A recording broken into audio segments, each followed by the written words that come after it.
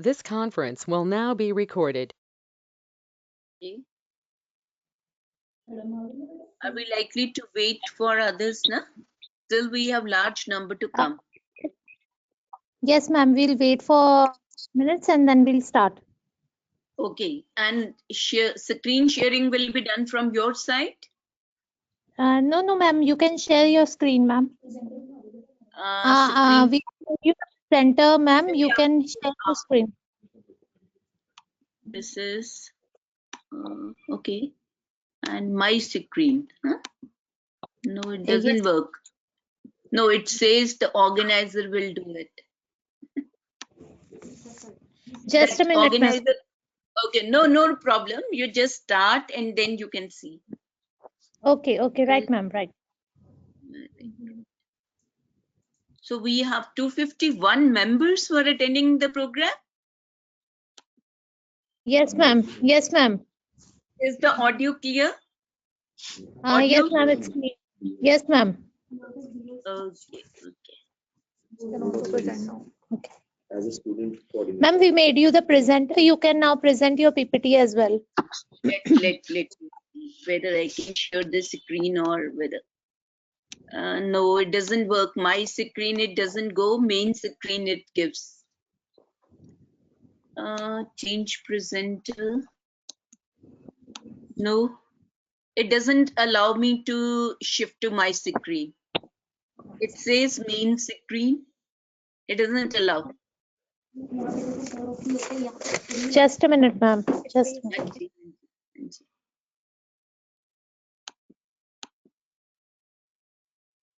Ma'am, your laptop might be popping up 4 options. No, there are options. My screen, main screen, just a window. So it is stuck up at the main screen, and when it doesn't allow me to click my screen. Okay, we already made you the presenter from here, ma'am. Then is it? Do you think it is visible? The screen No. is visible? No, ma'am. No, ma'am. No, it doesn't allow me to change because it is stuck up at main screen only. Then, ma'am, you log out and then join again, ma'am. Again? Oh, so okay. Yeah. Just give me a minute. Leave Okay, the ma'am. meeting. Okay. And then join again. Yes, ma'am.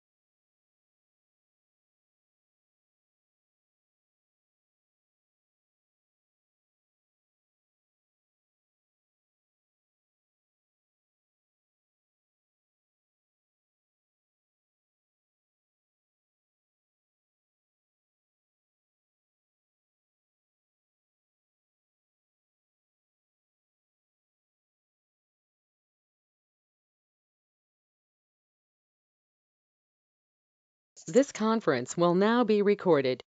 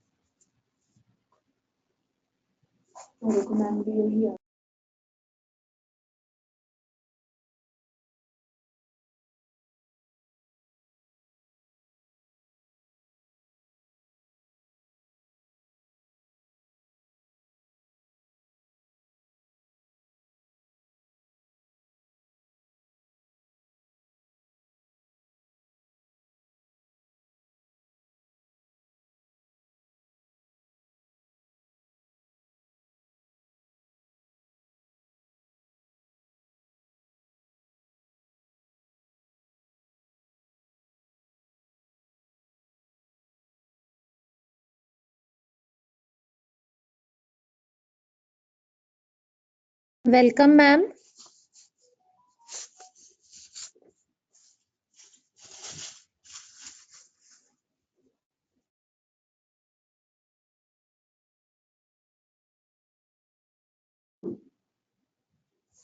Yes, so we are having the next session with Dr. P.K. Tulsi. She would be presenting the topic Instructional Strategy for Teaching. Dr. P.K. Tulsi superannuated from NITTTR, Chandigarh as a professor. After serving the institute for 34 years, she occupied different positions in the institute, including head of education and educational management department for 11 years and dean, research and development for 3 years. During her career, she has coordinated 500 faculty development program for the teachers working in technical institution, undertook 33 research studies in technical education, including sponsored research project and coordinated development of 2 massive open online courses, that is research in technical education and creative problem solving, innovation and meaningful research and development. She has attended about 60 national and international conferences in India and abroad. She has been delivering expert lectures in university, technical institution and other organizations. So we have with us Dr. P.K. Tulsi. So please welcome Dr. P.K. Tulsi, and she will be heading the next session on instructional strategy for teaching. I welcome you, ma'am.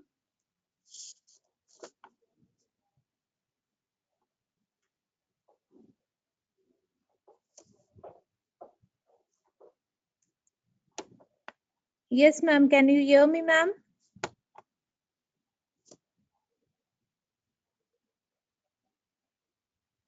Noted to now. Am I audible? Yes, ma'am. You're audible now. Okay, and screen is visible. Just check. Yes, ma'am. Screen is visible. Okay. So thank you very much, Dr. Navdeep, for the introduction, and good afternoon, everyone. Welcome to the session. Sorry, ma'am, to interrupt. Dr. Navdeep This is Mandeep Khosa. I introduce you for the session. Okay, thank you, Dr. Mandeep. So sorry for this. Welcome to the session on instructional strategies. I'm sure all the participants would agree with me that in teaching learning, when we are involved, we normally make use of lecture method in our classrooms, theory classrooms, and try to achieve the intended learning outcomes or facilitate the students to achieve the learning outcomes. But this is only one method which has certain drawbacks in it, and the quality of education has been criticized a lot on account of utilization of this particular method, because we are not able to develop higher level abilities of ability to analyze, ability to evaluate, ability to solve problems, or ability to create some novel solutions to the problems that exist. So the learners who are in the classrooms, they only are made to listen, listen, listen, and their listening skills may be improved, but as far as the ability to apply the learned knowledge and the higher level abilities, they are not developed among the learners. So what exactly is needed is that when we say the system which is in vogue, what is needed is that we require competent people. Who is a competent person, maybe as a civil engineer, electrical engineer, mechanical engineer, or a chemical engineer, is the one, the person who possesses the technical knowledge related to that area of specialization, a person who has all the related technical skills, and in addition to these, a person who possesses favorable attitudes which are required of him at the workplace, or the attitude towards himself, attitude towards world, attitude towards others, and so on. And the studies which have been carried out with respect to acceptability of our graduates, they clearly indicate that our students lack technical knowledge skills. At the same time, they lack the soft skills. And soft skills being part of your employability skills and entrepreneurial skills, that a person is not considered to have adequate skills with respect to communication, working in teams, creating something new, or leading the teams, or acting as a member of the team, or people are not found to have a favorable attitude towards the practical work or working with hands. Rather, the people look for the white collar job rather than a blue collar job. Now, this is the kind of scenario that exists. And when we say any engineer, and if we try to analyze what is contained in our curriculum, majority of the cases, undergraduate education, theory is given 60% weightage, because here the focus is more on developing the design skills, problem solving skills among the students, rather than just developing the skills at the lower level. And 40% weightage normally is given to the practical works which aim at developing the technical skills among the students. And when we look at these skills, as I said in the beginning, that you can classify these skills into intellectual skills, technical skills, employability skills, or if we talk in terms of the global level or in generic, we can call it the life skills. And here you will see intellectual skills when I'm referring to, these are the whereby the student starts learning the concepts, learning the principles, and then he tries to acquire the ability to solve problems. So problem solving is considered to be the highest level of intellectual skill that needs to be possessed by our graduates. And technical skills is all those skills which are related to a particular specialization as a civil or electrical or mechanical engineer. And when we talk in terms of employability, as already said, it will consist of communication, creativity, interpersonal skills, then leadership, ability to work in teams, and so on. Life skills encompasses large number of skills which may start with your childhood, how to lead a very productive life. Whatever skills we learn over a period of time in our lifetime, they all become a part of this. So employability skills are also part of life skills. Then we look at the instructional strategies, why we require different instructional strategies. But before I shift my focus to instructional strategies, let's be very clear that when we say strategy, it's a broad approach which is followed in designing the learning experiences. And here one can classify strategy as a teacher-centered strategy. That means where all the decisions with respect to what is to be learned, how it is to be learned, and what is to be learned and how it is to be learned and how the person needs to be evaluated, each decision is taken by the teacher himself. And on the other hand, you can see these are student-centered strategies. Now, when we say student-centered, it's just the opposite, that student is more active and student tries to take decision what to learn, how to learn, and when to get evaluated. A mixed strategy is one whereby teacher and student both are partners in taking decision, or you can classify the strategies into expository approach that is followed. Now, when I say expository, the term itself is clear.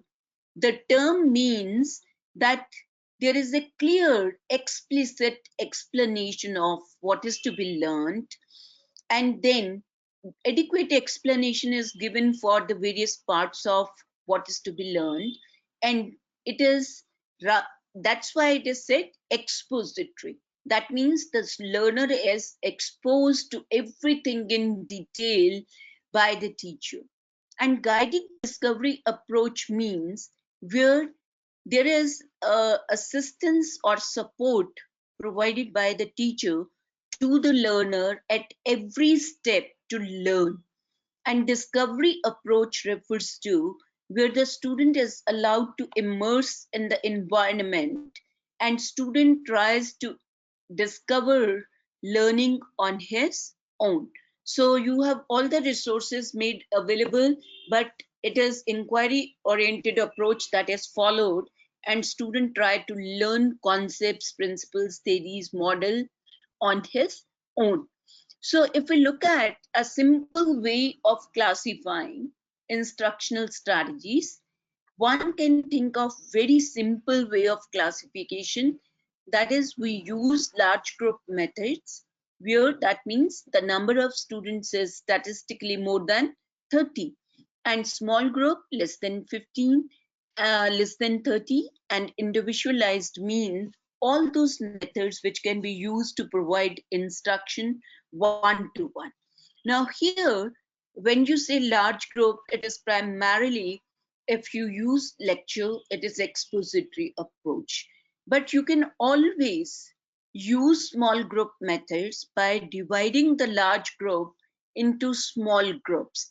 And this is where, as teachers, we need to bring change in the teaching learning process or the environment. And when we are shifting our focus, there may be certain tasks which can be assigned individually to the learner. And if we look at the computer assisted instruction, or we look at massive open online courses, it is primarily these are individualized methods of instruction which are used. But let's see and go into details. What are the variety of methods that fall in the category of small group or individualized? But to begin with, let's see why. Because we have, you are all familiar, maybe you are all familiar with the Bloom's taxonomy and the learning outcomes.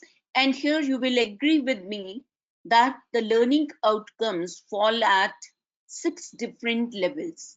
Remembering, that means primarily where a student after the unit of instruction is able to define certain things, he is able to name certain things, he is able to enlist or list the component parts of a machine, or the person is able to enlist the steps in a procedure or enlist the various types of any concept. Here, rote memorization is what takes place. and the person is able to reproduce the information. Then comes understanding, where the person is able to explain in his own words. So explain the concept. The person can differentiate between two things. The person can interpret the relationship between two things. And applying means whatever rules a person has learned or concepts the person has learned, he is able to apply the learned knowledge in a new situation. Analyzing means that a person is able to identify the causes or reasons or the strengths and weaknesses of certain processes, certain phenomena, certain objects, or certain existing processes. Then evaluating simply refers to the ability of the person to make decisions after assessing the pros and cons, or assessing or determining the feasibility of certain process, phenomena, concept, rule, etc. in a given situation.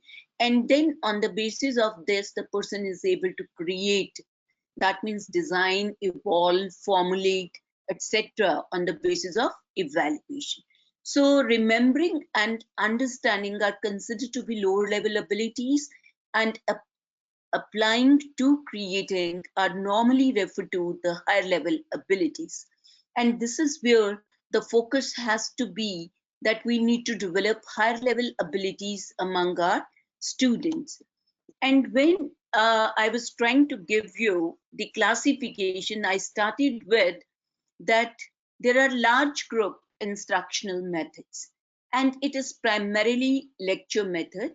And lecture method, if we only the teacher is using one-way lecture method, where he or she does not allow the students to participate, clarify their doubts, or does not involve students through activities in the lecture method, then it remains primarily one way. And when you involve your learners only in one way interaction, it is primarily the listening skills, and you are making your students primarily to remember and understand things. It is not allowing them to apply the things and then analyze or evaluate or create something. So one-way lecture method has drawbacks. So it is said that you need to convert your lecture method into two-way lecture method. And two-way lecture method means that we organize large number of activities in our classroom. And here you will see that large group can always be divided into small groups. If you have 60 students, so you can, if 6 students are there, 10 groups can be generated. If you have 4 students in each group, you can have 15 groups working in the classroom situation. So what is needed is that the focus must shift from lecture method to small group methods of instruction, which can easily be clubbed into lecture. So you can, or they can be independently taken as small group activities. And here you can see the very first thing is the group discussion. Why group discussion? Because group discussion, if the students are involved in group discussion, they are made to study the material beforehand. If the students are made to study, that means it develops the independent learning skills among the students. And then when they are participating in the discussion, their ability to communicate, their ability to accept the viewpoint of others, interpersonal skills, ability to even ability how to behave, that means the non-verbal communication component, and it helps them to think. So thinking skills get developed through a group discussion, and group discussion may be oriented towards clarification of certain concepts. It may involve the learner in identifying the application of certain concepts or principles in day-to-day life or the work life, or it may be, group discussion can be with respect to the certain issue which needs to be debated, or a conflict that needs to be resolved. So group discussion is one strategy which will help you in developing the higher level ability. Then we are familiar with the case study method of instruction. And case study is nothing but a written account of a given say incidents or an organization or an event that has taken place, and it tries to raise few questions at the end, and the person is required to answer those questions. Now, for example, we have a myth that case studies are more used in management, and we cannot, as engineers, we cannot include case studies in our classroom situation. But why not? Your science direct, if you go to the science direct, you will come to know that there are ample number of case studies which are available there. And if you simply omit the conclusive part of that case study, the paper which are available in the various journals related to civil, electrical, mechanical, electronics, and so on, automobile, you will see that those case studies can be easily integrated into the classroom. And when we say case studies, they are primarily of two types. You can have inductive case studies or you can have deductive case studies. When I say deductive case studies, that means a generalized rule is applied on the case to come to the conclusion or find solution to the problem. If you are having inductive, then on the basis of number of inductive case studies, you decide about you come to your own conclusion, because no existing rule is applicable in that situation as such. So case studies again will help you in enabling your learners to achieve the learning outcomes at application and higher than application level. So then look at the seminar. I think this is one of these strategies which have been misutilized to a large extent. Seminars are given to the students and the teacher doesn't deal with those topics. That is not the seminar strategy which we should promote. Maybe on the current topics or maybe the latest developments in industry, you can ask your student to first give the seminar and then as a teacher you supplement. But otherwise, if you are dealing with various topics in the curriculum, what you need to do is that you start teaching your classes, and in the beginning, you take allot the groups to various topics, or let the groups select the topic in the beginning on which they would like to give a seminar. And you teach, once you have done 2 to 3 topics, you ask your students now to give seminars on those topics. This may help in clarifying a number of misconceptions which have been there, clarify the doubts of your learners, or it may help you in supplementing the information, because now you have already dealt with the topic and students will be accessing additional resources and supplement whatever they have gained in a classroom or what is available in the book. But what our teacher's role is, that the teacher has to ensure that whatever topic the students have picked up, that must be divided among the students who are members of that particular group. So if there are 4, so the topic need to be divided among the 4 students, and if there are 6, so topic needs to be divided among the 6. So once they have collected pertinent information, let the group discuss and then prepare the seminar and then present the seminar.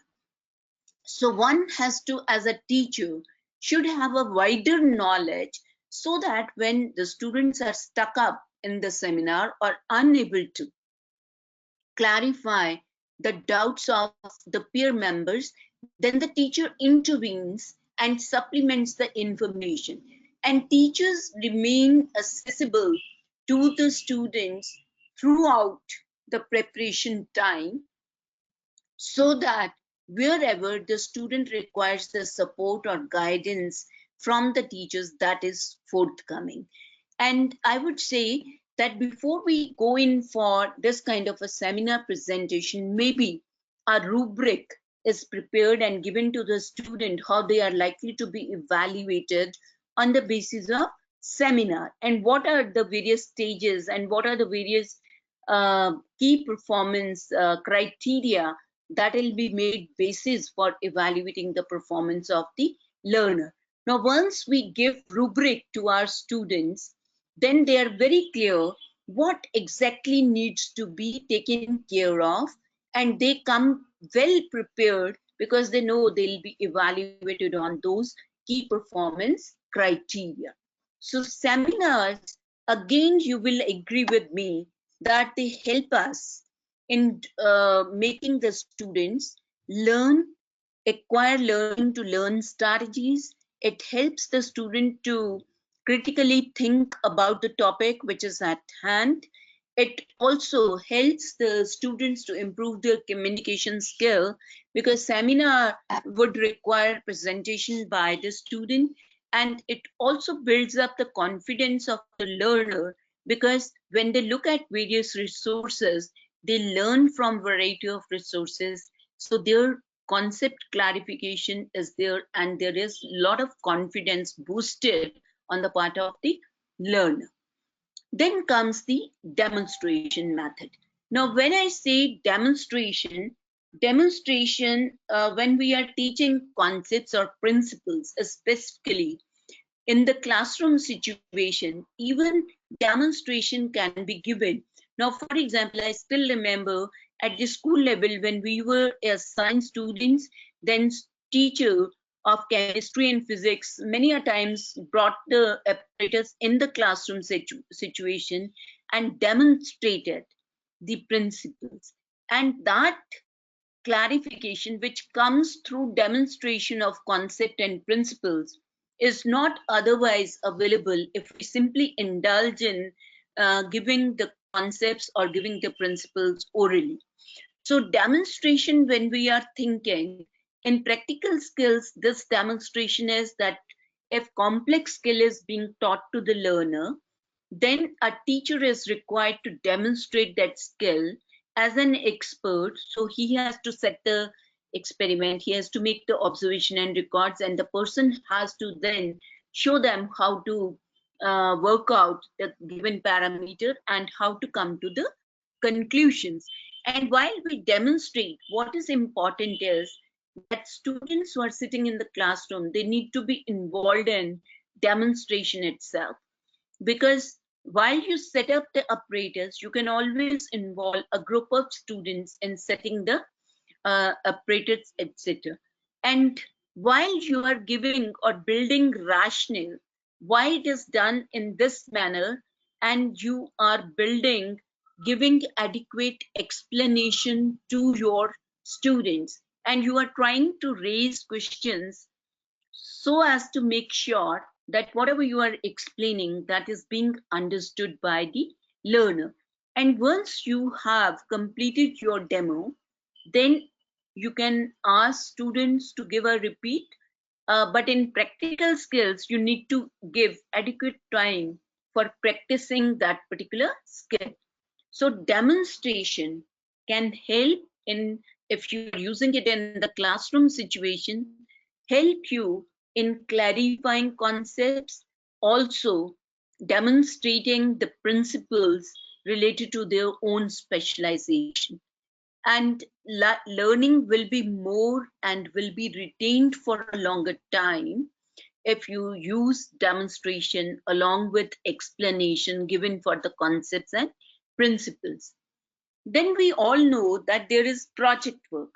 Now, project work I'll be dealing when we go to the skill learning.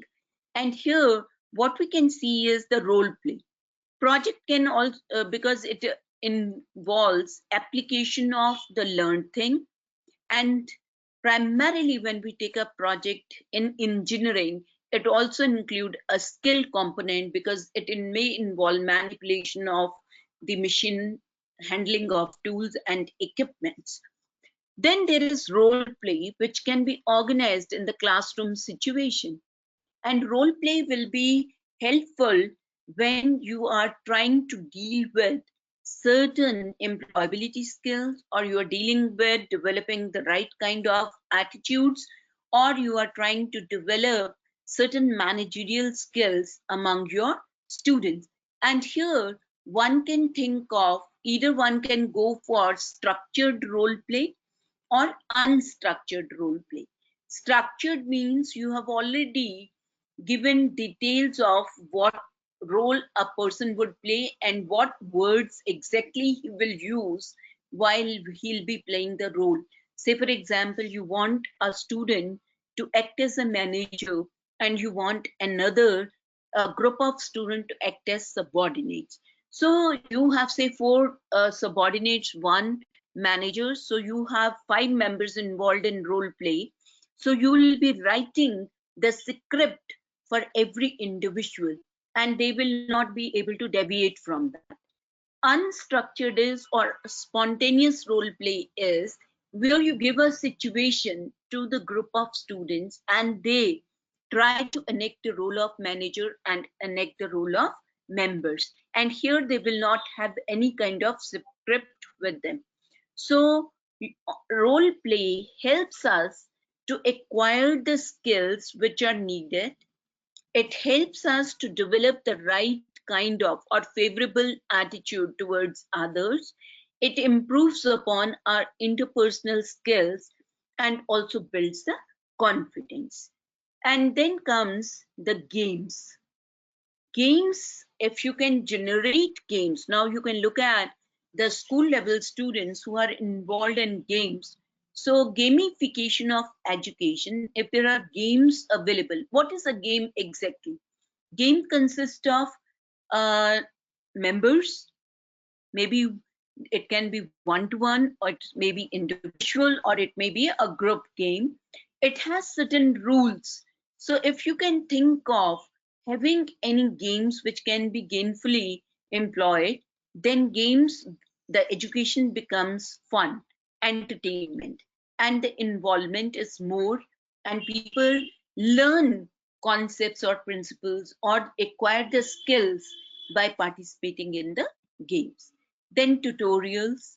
Why tutorials? Tutorial is wherever a lot of practices need to be given to the students, then tutorials can be used. For example, your subject which you are teaching consists of large number of numericals to be learned, how to solve those numericals, or you are teaching mathematics, then also you need to have tutorials. So tutorials can be individual tutorials or they can be group tutorial. Individual tutorial means you are giving individual student a tutorial sheet and they're working on this. If you're using a group tutorial, or you are supporting and facilitating your student one-to-one. So one-to-one individual tutorial could be there, or you can call the class and give the same tutorial sheet to all of them, and maybe you are taking a group tutorial. So wherever practice is to be given, maybe you are dealing with chemical reactions, equations, derivations, or application of the learned rules to solve problems, or you want students to give more practice, then tutorials need to be organized. Then these days, there are large number of active learning strategies which can be easily integrated into lecture method. Why active learning strategies?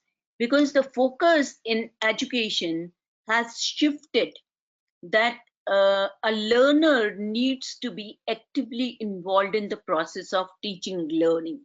And here you can see, and the learning takes place when the person is actively involved. Secondly, when the person gets ample opportunity to interact with other students, and then a student learns from that social interaction, learns from the viewpoint of others, and constructs knowledge for himself. Now here, what are the different strategies which can be used? You can use 1 minute paper. 1 minute paper means you have explained a concept. Say, for example, you have explained the concept of, say, AC or DC machines. Now you stop for a minute, ask the student to write in 1 minute whatever they could learn from your explanation. Only 1 minute, whatever they have learned. So let them write it, and then you see what they have written, and then if there are any misconceptions, you can clarify. Think, pair, share is another strategy which can be used. Now, think, pair, share means think. So you raise a question, allow the students to think about it, then you constitute pairs, and then ask the pair to share the information with each other. So this strategy would involve pairing of the students in the classroom situation. Then comes muddiest point. Ask the students, after you have built up or dealt with a subpart and you feel that there may be certain confusions or doubts, so ask the student which has been the most confusing point in the explanation.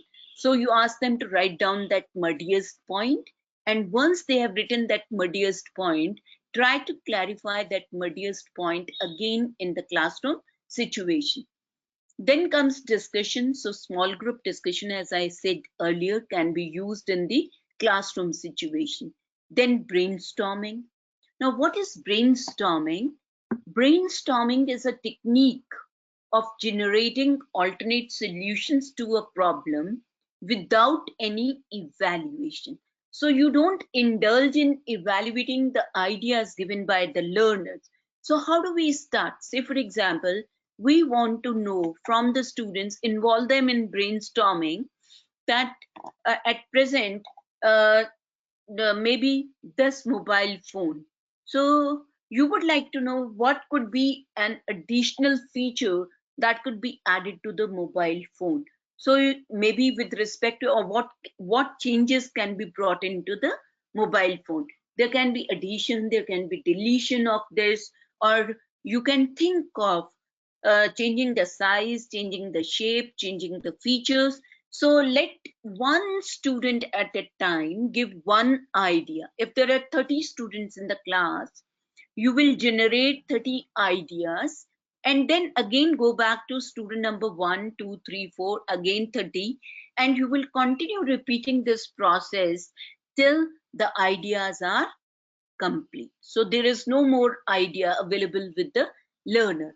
And then a small group of students tries to evaluate the feasibility and determine the appropriateness of the various ideas which have been generated. And once that evaluation process is over, then you try to prioritize. Prioritize means which idea should be taken first, then second, then third, and so on. So we are in this way brainstorming. When we talk in terms of, there is free wheeling of ideas, and those ideas enable the learner to give or express his views, because he's not afraid of praise or criticism or punishment. So there is no evaluation in the beginning. So students are actively involved, made to think, and they are contributing, actively involved in the process of teaching learning. Then question answer technique can be used. Now, as a teacher, you must be using it very frequently. This is one of the ways whereby we can all involve our learners. But this technique can be used in the form of pairs also, in a form. So you make pair. One student poses a question, the other answers. Then the other student poses the question and the other answer. So question answer technique or reversal questioning, this can be used very conveniently in the classroom situation. Then, as I said, the case studies. So here you can give short cases to the students, which does not require much time. A very short case, maybe of a paragraph, followed by a questions, and your students are made to read, analyze the case, and find a solution to that case. Then jigsaw is another technique which can be used. Jigsaw simply means that you divide the whole into various parts. So for example, when I'm dealing with, say, DC machines, say for example, so I say, first thing is, what is a DC machine, the concept of a DC machine. So you have small groups of, say, students working in the class.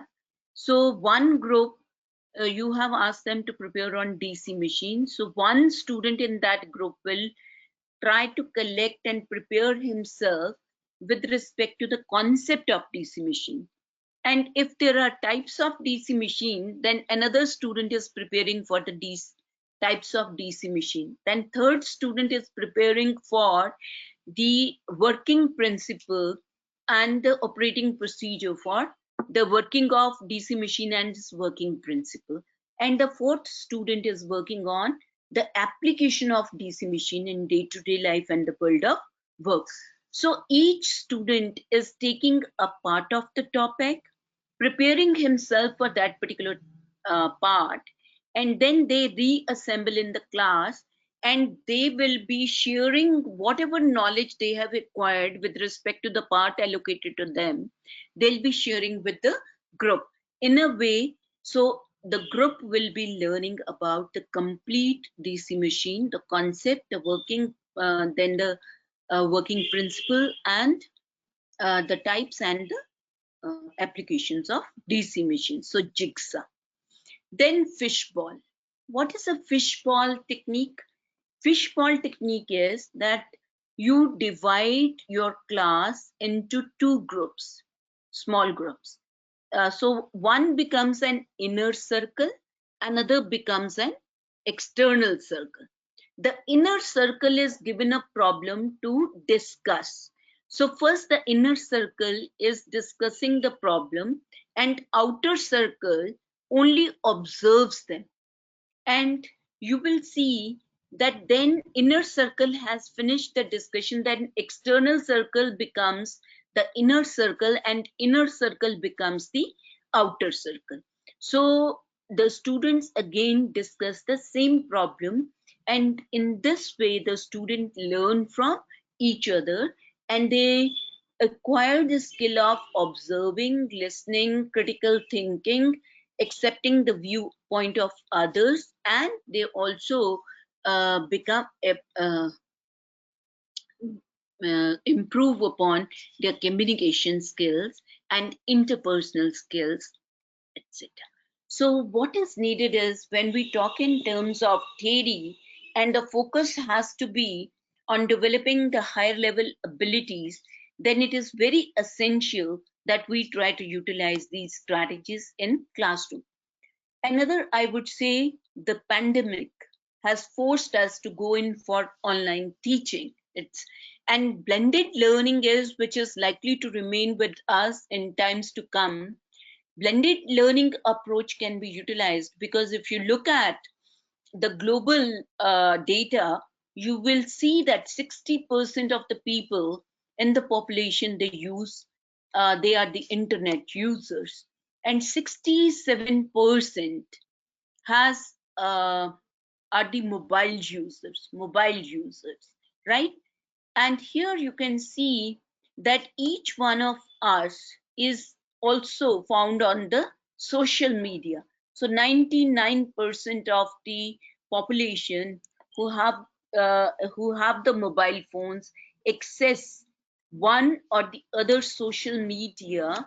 And here you can see Facebook number 1, YouTube number 2, and WhatsApp number 3 as far as the use is concerned.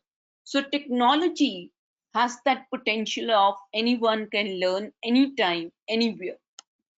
So what we need to do is, we need to see the advantages of face-to-face learning and online learning. And we need to thoughtfully integrate these two experiences. That means you need to have a combination of some of the face-to-face learning experience and online learning experience. As far as these things are concerned, there are three different models which are in place. So if you look at the very first, here I would say, if you're looking at, these are online activities which the student needs to do, and then he comes to the classroom and performs certain other activities. Now here, what are these online activities? It may be that your lecture, recorded video lecture is available on the web.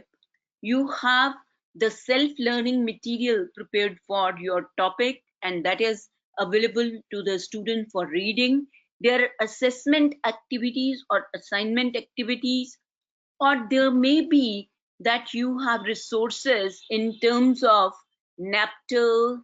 You have the All India Council for Technical Education, where the similar courses are available.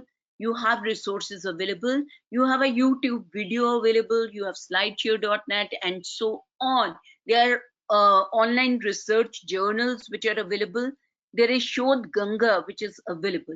So what a person is required to do is, before the person comes to the class, he's made to learn the material from various sources on his own, at his own pace, and then come prepared to the class, where small group activities in the form of case study, brainstorming, or group discussion is held by the teacher.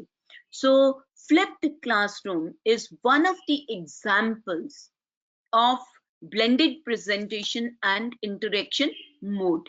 And here you can see another model is that you have first a face-to-face session with the person. You orient him towards the learning outcome, the structure of the course, the requirements of the course, the various schedules, and give him the overview, why this, build up the rationale, why the person needs to learn the course. And then most of it is then available online tutorials in the form of learning resources. So first the person, there is face-to-face interaction between the instructor and the students. Then there's online learning independently by the students, and then again they come back and make certain presentations on the basis of whatever they have learned.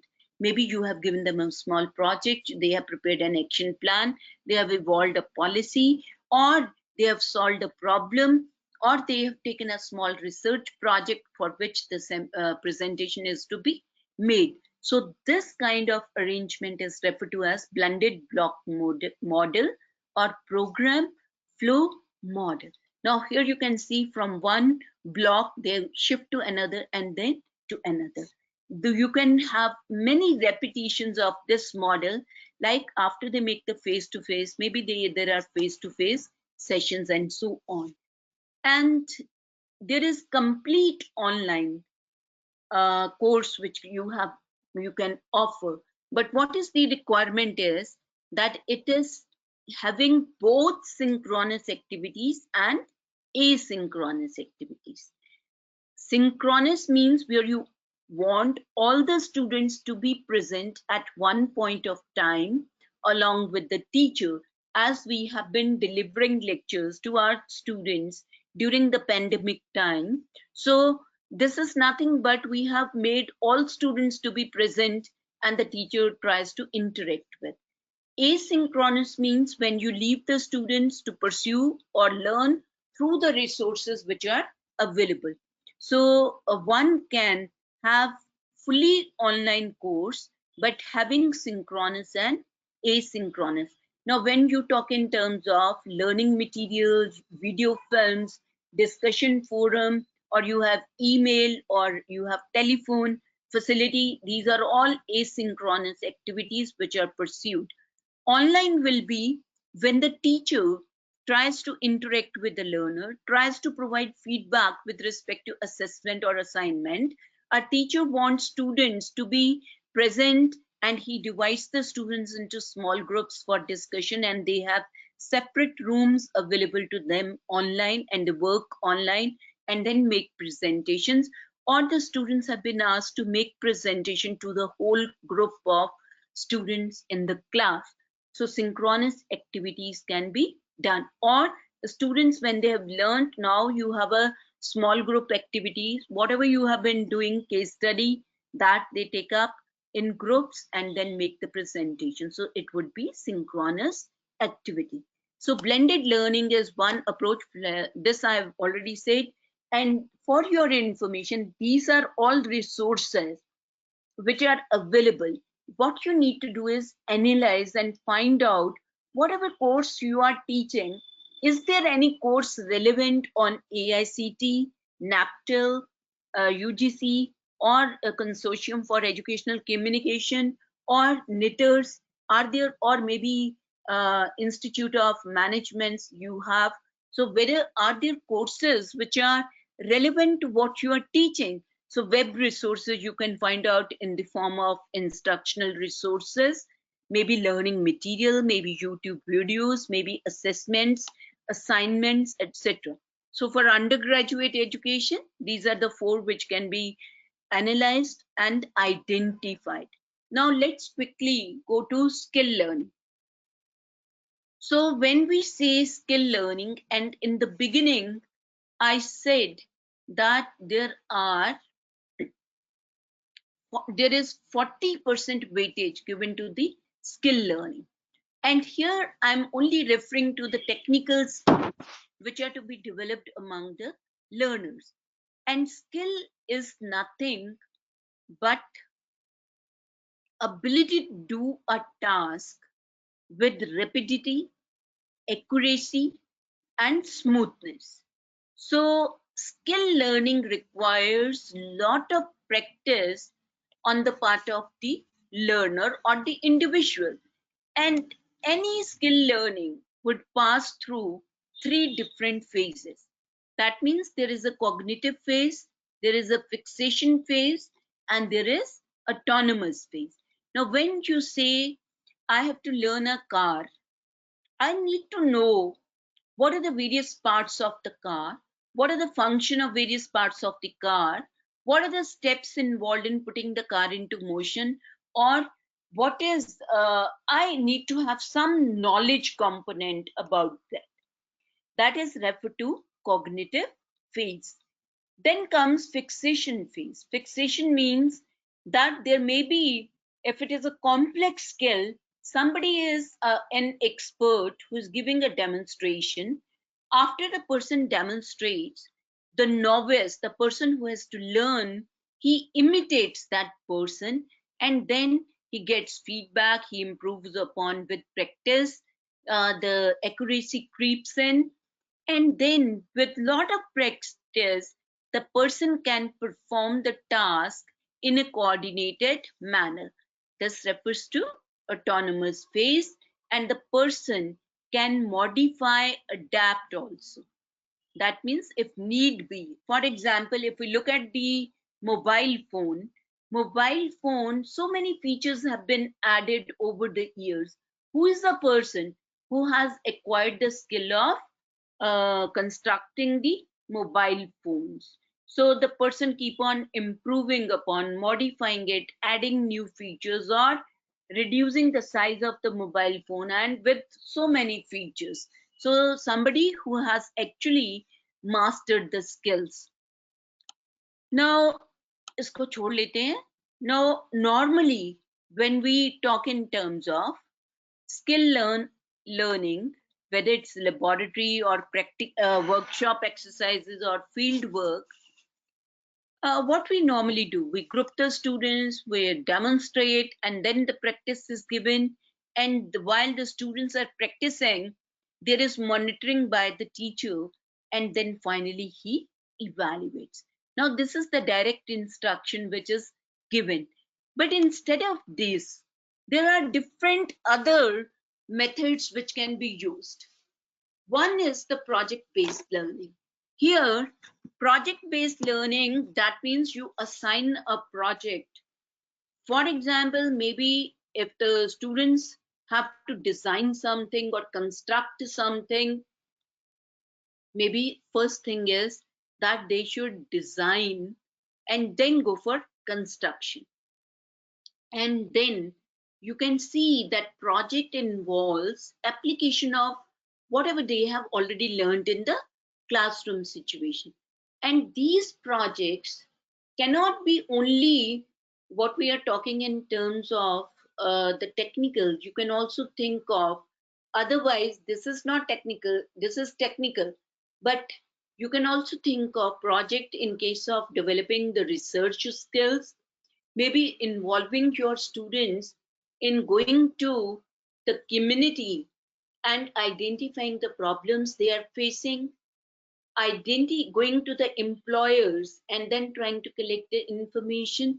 So projects can also be of different, but for developing technical skills, I'm primarily limited to asking them, say for them, at a diploma level or so, the lower level, the students assemble the air conditioner, or the student prepare an intelligent system for a classroom where when you enter the classroom, the lights are switched on, and once the students leave the classroom, automatically the lights go off. Or you using the sensors and all that. Or you have given a project whereby the students try to have the audit. Maybe this is also where you are developing the technical skills. Student go for auditing of your, say they do the uh, energy audit for your institution, and they learn number of skills in that process. Or they are asked to design, maybe you are talking in terms of, we are living in Chandigarh or you are living in northern region, then maybe you have solar panels which are to be put to make use of alternate sources of energy. So project is given whereby they design and then construct the solar panels for the one building or maybe for the institute. Or the students have been given the project in terms of designing a small vehicle for carrying weight from one building to another, and so on. Many such experiments, small projects can be thought of, which can be given to the students, which would require application of the learned knowledge, manipulation of machinery, equipment, tools, and so on. Then problem-based learning is another. So what is the difference in this? Problem-based learning, they have to learn the information on their own. So you present a problem as a teacher and you facilitate access to the resources. Students learn from the various sources of information, and then they brainstorm and generate solutions to the problem, or select the strategy to solve the problem. So here you can see, first they brainstorm, define the problem, and then they go for the resources, engage in independent learning, and then they again come back and they work out towards a solution, and then they present and review, and maybe you can allow the students to go in for actual project, the solution to the problem, then they can take up the project and come out with certain tangible outcome. So problem based learning is different from the project based learning, so both can be. Now for skill learning, what you see here is there is already efforts have been made to have the virtual laboratory. So at present we were facing a lot of difficulty that teachers were not able to provide the practical experiences to the student. So one has to look in for the virtual laboratories, or create virtual laboratories for that. So students can perform experiments number of time at their convenience at the time available to them. So this is what is needed. On the job training, we find it difficult to have students accepted by the industry. But now, if you look at this, remote summer internship training is also available.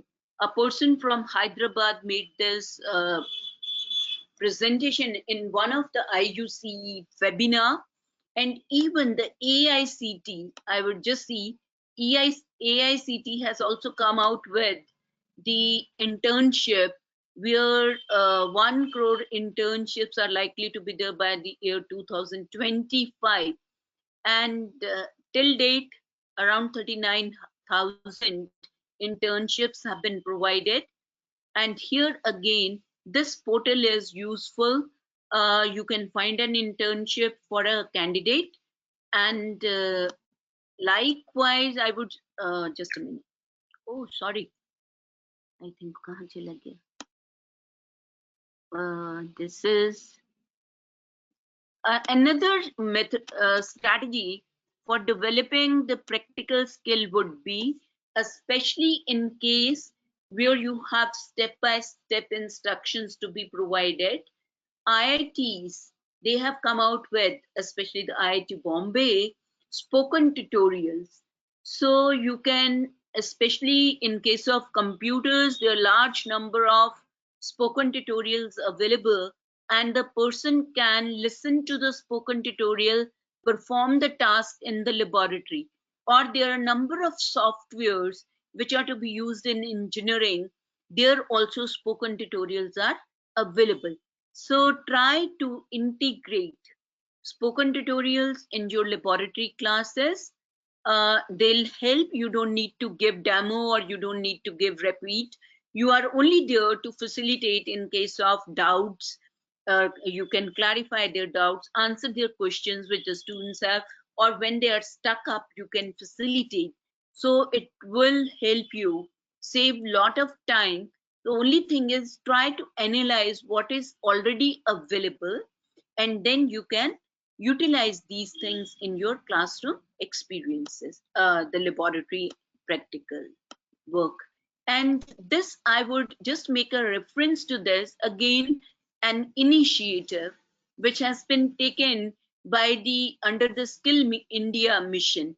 And here you can see IBM is providing free courses for training students in some of the employability skills like job application essential, writing a job resume, then workplace research, how to focus your direction with workplace research, and likewise appearing in interviews, etc. So it is not only limited, all these methods which I have spoken, they are for providing curricular experiences to your learner.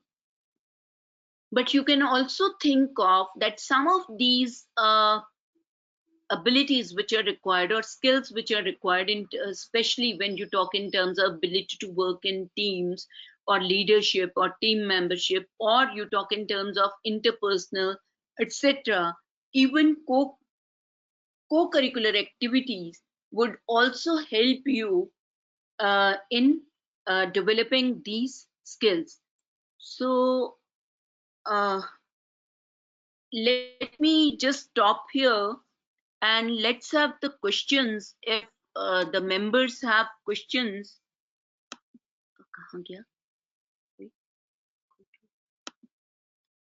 Ji, are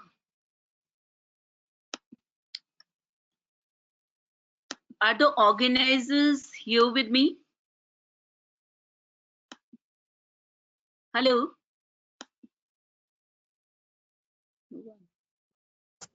Hello. Yes, ma'am. Yes. Yes, Anji. ma'am.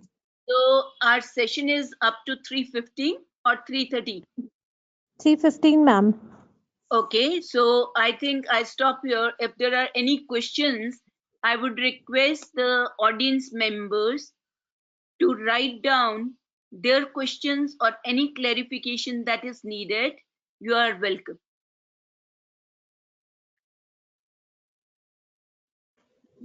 Yes, any question from participant side?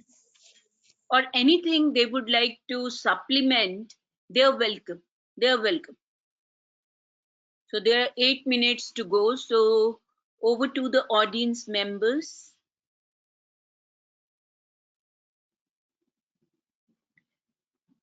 We have very less number of people with us. Ji? Yes, ma'am. No question. So, Okay. Chalo, mera question. I pose a question to the audience then. For example, when we are talking in terms of the learning outcomes, and you have to develop the creating ability, the creating level learning outcome, design or formulate or evolve, then what kind of method do you use in your classroom situations? Yes, over to the audience. Anybody who would like to explain, can they participate? They can also, they can only yes, do it ma'am. through chat or audio. That Ma'am, facility is they can do both. They can do both way, ma'am. okay. So over to the audience. Anybody who would like to, or let me know what are the various methods you try to use in your classroom situation. Is it only lecture or do you make use of case studies, brainstorming, or anything else also? Ma'am, it's like a blend flipped kind of classrooms we are taking. Okay. So if you are using flipped classrooms, for what is your experience about that? Does it Sometimes really students work? don't want to respond in our online session, but when we are interacting in the class, they are more, more interactive kind of sessions are there when we are in a interactive mode, or we can say when we are taking classes physically. Yes. I think this is one where the students feel more confident while in the class. He knows that he's only observed by the teacher and the other members. True. This is one of the difficulties which is experienced by all of us. So no question from your side. No answer. No answer to the question also. So Thank you so much, ma'am, for your informative and interactive session. We will start the next session at 3:30. We'll be having a 15 minutes break, and so we'll. Yes, do I ma'am. need to disconnect? Leave? No, no, no, ma'am. Let No it, need. let it be open. You Okay. be connected. Thank you so You be much. connected, but we'll start the session at 3:30. Thank you so much. Thank you so much. Thank you so much, ma'am. Thank you, ma'am.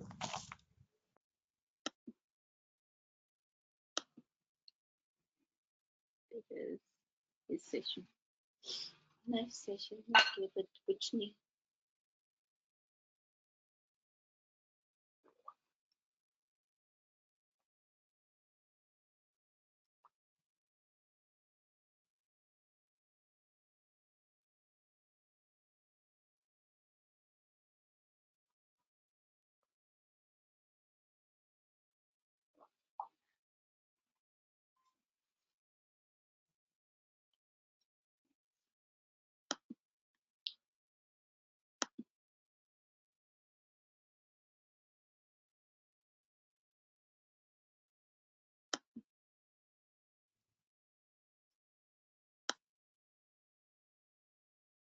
Inequality of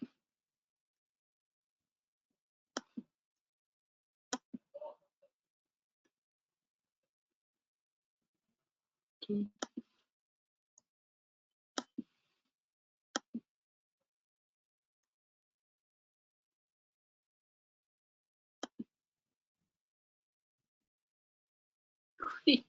नजरियम फार्म तो अंदर होगा जी madam जी की कदम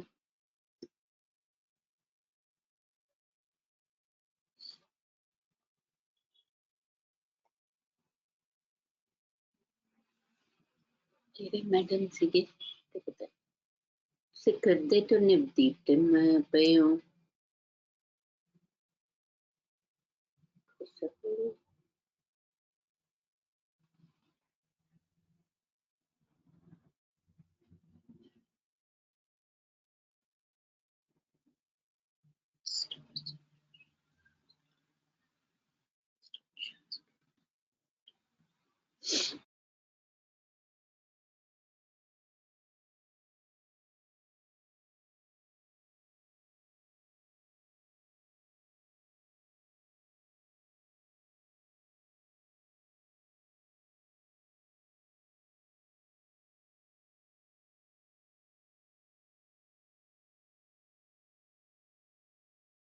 This conference will now be recorded.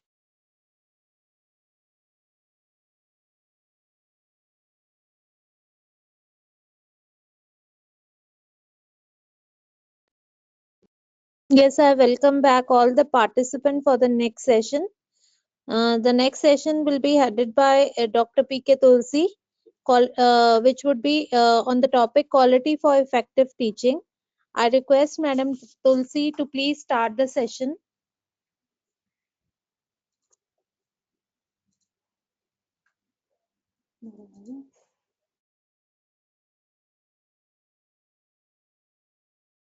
Yes, ma'am, you can start your session, ma'am. Okay, thank you.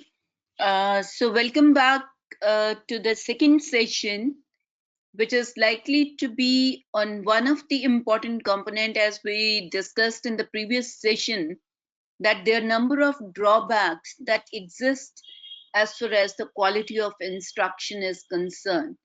So there's a lot of concern which has been expressed improving the quality of instruction. In other ways, I was asked to deal with qualities of an effective teacher. So if you really want to make instruction effective, a teacher need to possess number of different qualities. So I say so, because if you look at, just to give you an idea, that the Sustainable Development Goal number 4 and National Education Policy 2020 has already taken this Sustainable Development Goal number 4, quality education, while formulating that policy as the base and identify the various strategies that can be adopted to improve upon the quality of education. And primarily, these are three: as access, equity, and quality. So when we look at these, the National Education Policy wants to focus on inclusive education and quality education, which will promote lifelong opportunities for all. And if you have read it, then it is laying greater responsibility on the teachers who are in the higher education system to develop higher level abilities. And if, as a teacher, I need to improve upon the quality, then I need to have number of qualities. So let's not go into this shortages and all that. That has already been said. I would focus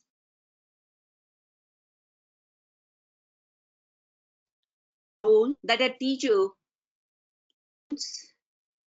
One of them is teaching, and teaching remains the primary responsibility of the teacher. But if we try to analyze the existing environment, many times teaching gets compromised on account of administrative tasks which are given to the teachers, and students are left on their own. Teacher also needs to participate in curriculum design activities, because maybe very young teachers but experienced teachers get involved in this activity.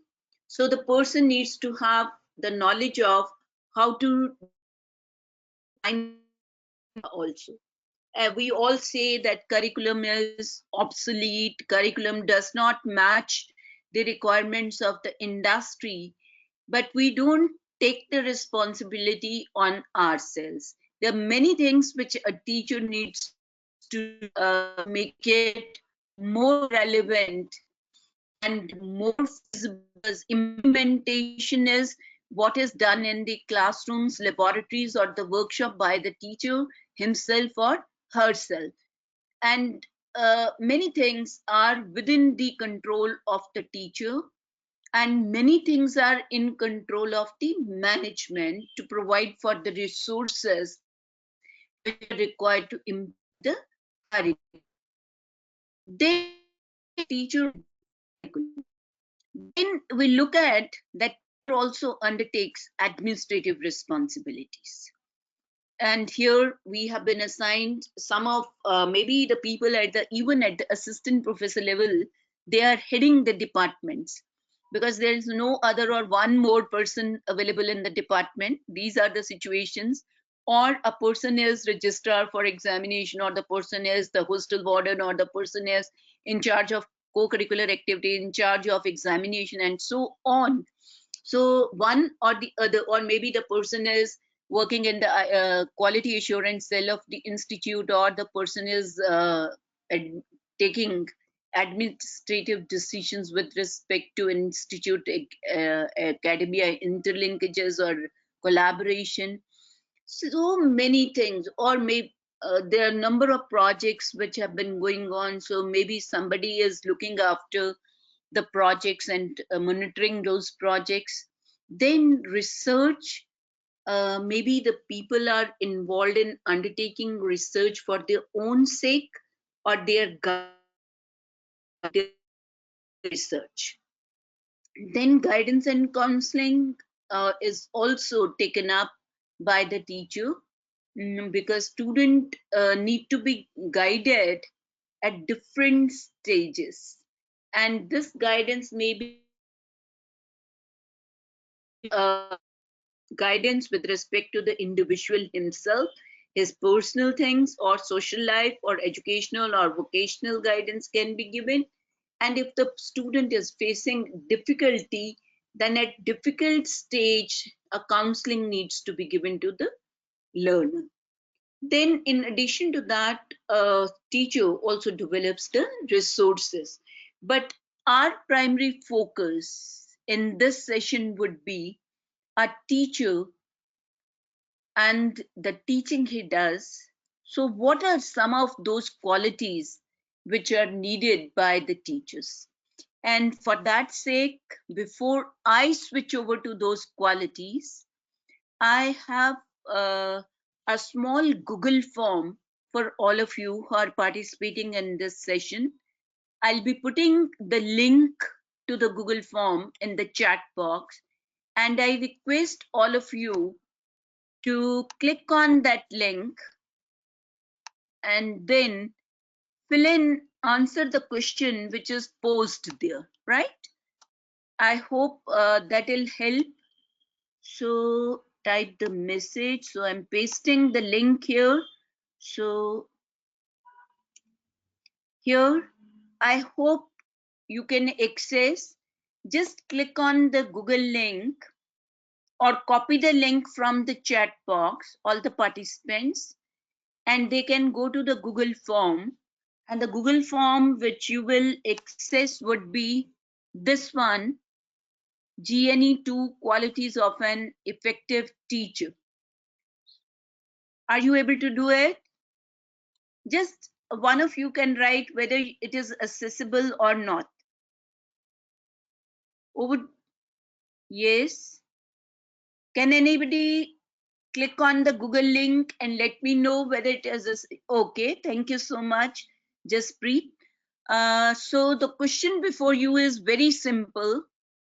You have all been through formal education system, have come across teachers at the school level, at the college level, at the university level, and I would request all of you to reflect back and try to recall one of your two teachers whom you rated the most effective one as per your parameters.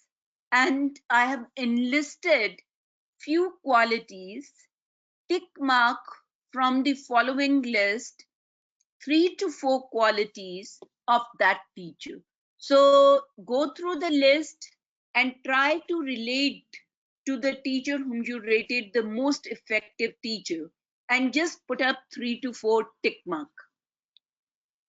So 10 minutes to all the members.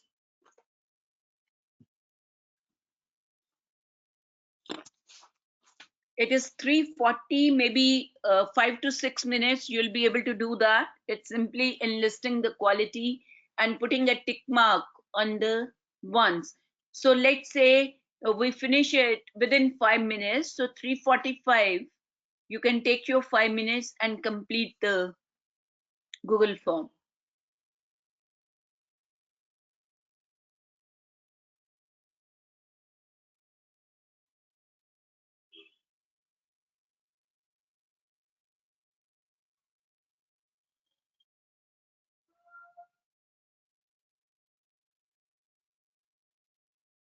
Already 2 responses are there, so it doesn't require even 5 minutes. Good.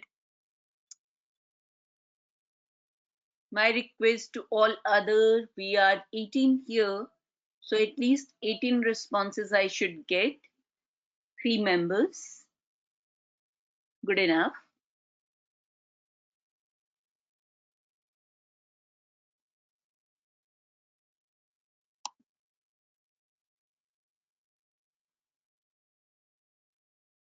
Stuck up at 3.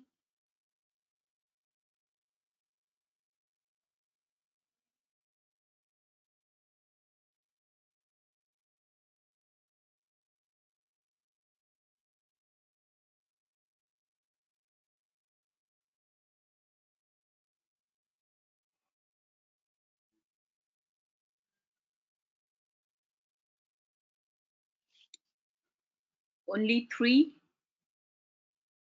Nobody else is submitting.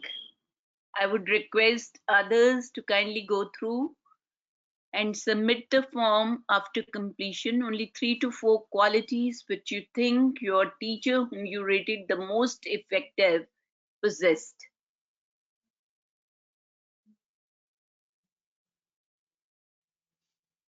Yes. So 17. Now we are left with 17. Okay. 4.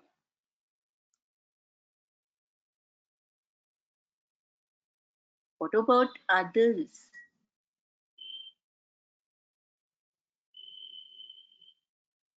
Two minutes are left. So we have got only 4 responses. Are other members with me? Attendees.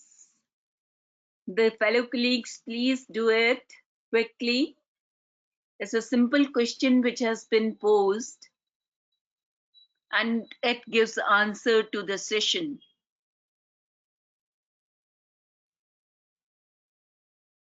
Yes.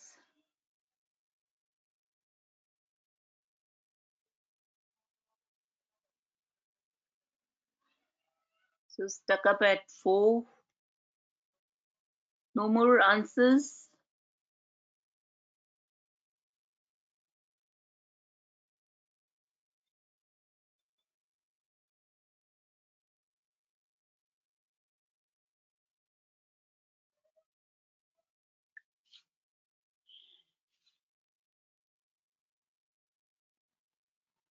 All attendees are requested to complete the Google form. We got 5 responses out of the 17. Not a very good one. The response pattern is very slow.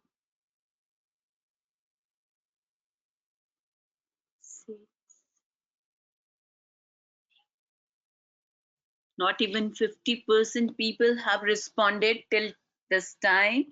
1 minute is left, 44. So over to attendees, please. Again, a request to all of you to kindly complete.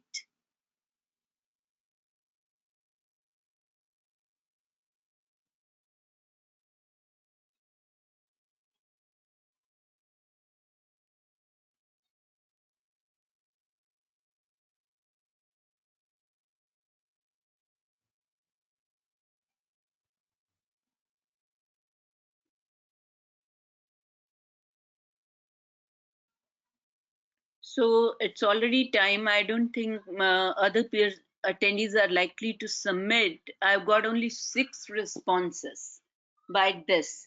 So let me just go to the response pattern, which I find here.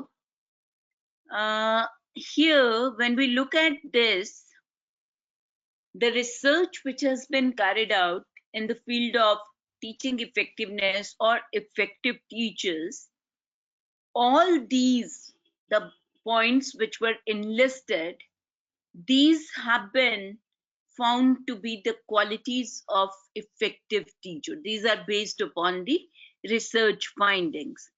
But here, when I look at the maximum weightage which I've got is on the basis of responses which have been there, 83% of the people said the highest number is a teacher who really inspired or motivated the student. I fully agree that when we look at the qualities of effective teacher, teachers have really impacted the life of the student, and they have given a new meaning to the life of an individual. Even a single comment by the teacher can change the life of student. And I have seen in even my own experience has been that the teacher at school level or the college level or the university, whosoever you have identified, has been a role model for you and was able to motivate you to learn that subject on your own and put in greater effort to learn that subject. Maybe this is one aspect when we say motivate student. So what are those strategies which the teachers have been utilizing to motivate the students? Because it is said the very first thing is gaining attention of the learner. So a teacher who is able to gain attention to the topic at hand or to the issue which is being discussed in the classroom, a teacher who is able to build the rationale for the topic which he or she is teaching, that means he is able to relate the topic to the other topics in the subject, or the teacher who was able to relate the topic to the life or the world of work, or could build the rationale by giving the utility of learning that topic in the future. What will be the application of that learning in the world of work or in day-to-day life, was able to motivate the learner. And third thing, very important, is a teacher who is able to provide successful experiences to the learner. That means a student who was always encouraged by providing simple tasks, simple questions, simple concepts to learn, and gradually the teacher increased the difficulty level of those things. He or she was able to motivate the student. So this is one of these strategies, and I would say when it comes to motivation, the teacher who provided a lot of practice when it was required. He gave ample opportunities to the students to practice a particular concept, a particular principle, or maybe a particular skill, and thus motivated the learner. These are four basic strategies which are used by any teacher to motivate the learner. And I said, by being a human model, a teacher can inspire or motivate the student. That means a teacher who exhibits or demonstrates the behavior which he expects from the learners himself. For example, as a human being, he respects the individuality of the learners. He gives respect to the students in the class. He speaks communicates very effectively with the other individual. He shows the mastery over the subject matter. By being a role model means he has to exhibit those qualities also if he wants to be considered as human model. Or if he has been going to the library, he is demonstrating the right behavior which needs to be copied by the students also. So motivation, when we talk in terms of motivation, is one of the strategies which can be used by the teacher. मुझे ढूंढना मुश्किल हो जाएगा थोड़ा सा, but I'll just go to, okay, you have given inspiring and motivating as number 1, and then 67% of the people have rated understanding of the student, then use of variety of methods, and then you have also said provided corrective feedback as one of the important elements. And then fifth, you have rated after this has been all other 50% you have given to encourage student participation, and then provided appreciation and reward, and others have been given by 33% of the people, 33%. And this only teaching resulted in learning, only 17% have said. Now let me come back to the presentation and go in a systematic way dealing with what exactly have to be the qualities of effective teacher based upon the research which has been carried out. All these points which were enlisted there, they actually are qualities of an effective teacher. And the very first one is teaching that result in learning. If a teacher comes to the class and is interacting with the learners for 1 hour, 1.5 hours, or 50 minutes, as the case may be, there has to be some sort of learning at the end of that unit of instruction. You may be able to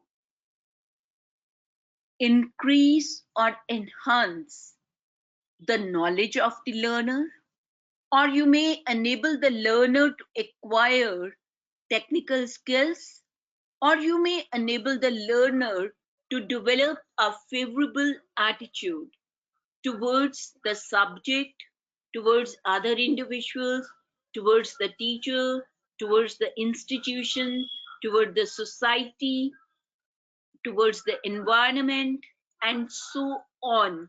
If you have gone through the list of graduate attributes, the very first thing that the graduate attributes is that a person should be able to apply the learned knowledge. So any teaching, if you are in a class and the teacher has interacted with you, what a learner is expecting?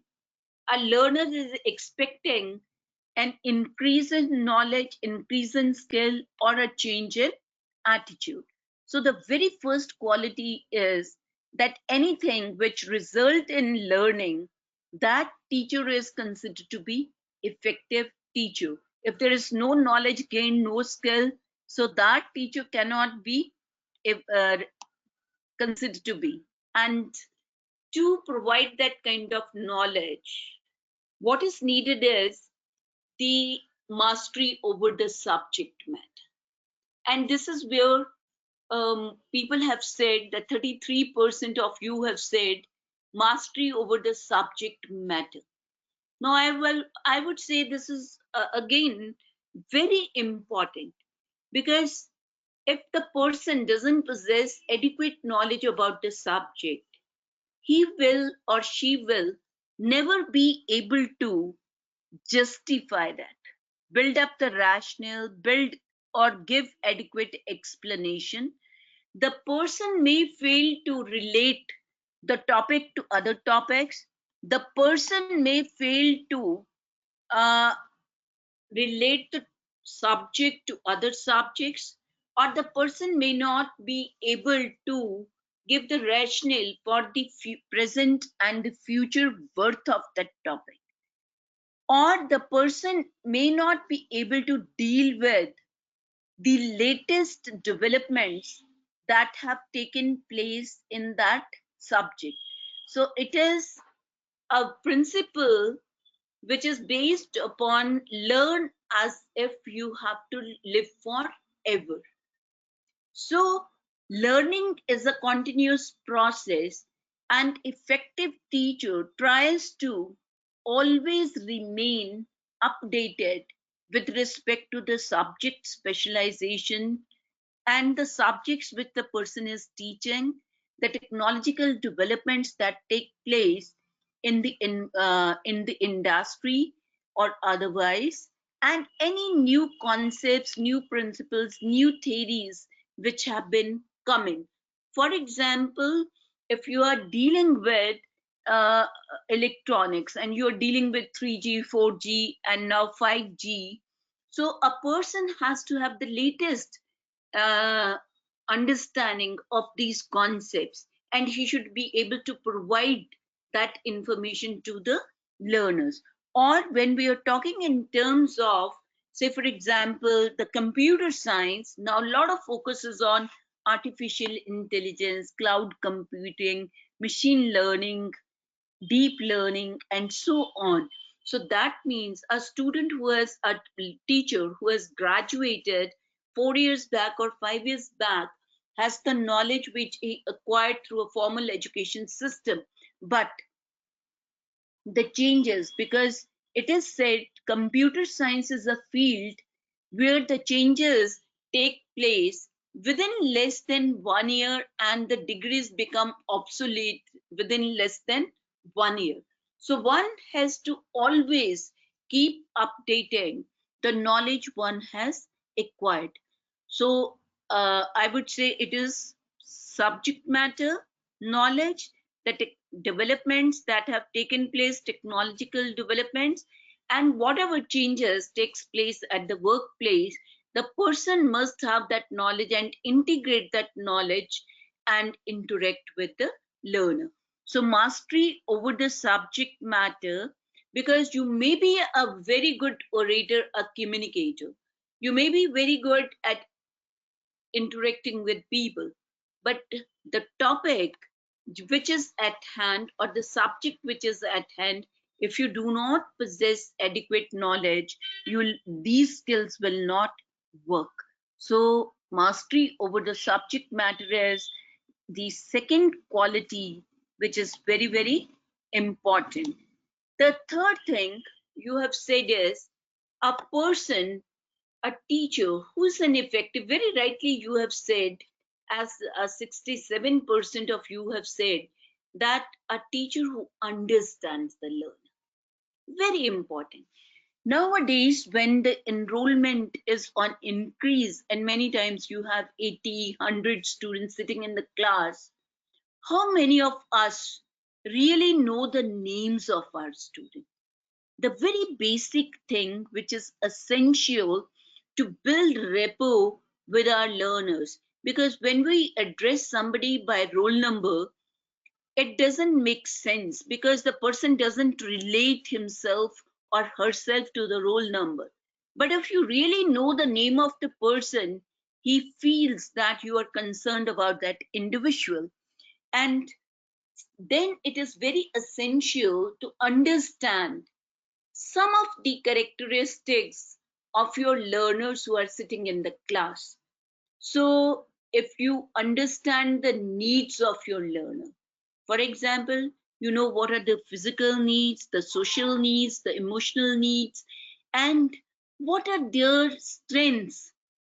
A student may be very good as far as he's highly intelligent, but when you look at the achievement, you can find out, is the achievement according to the intelligence level of the person?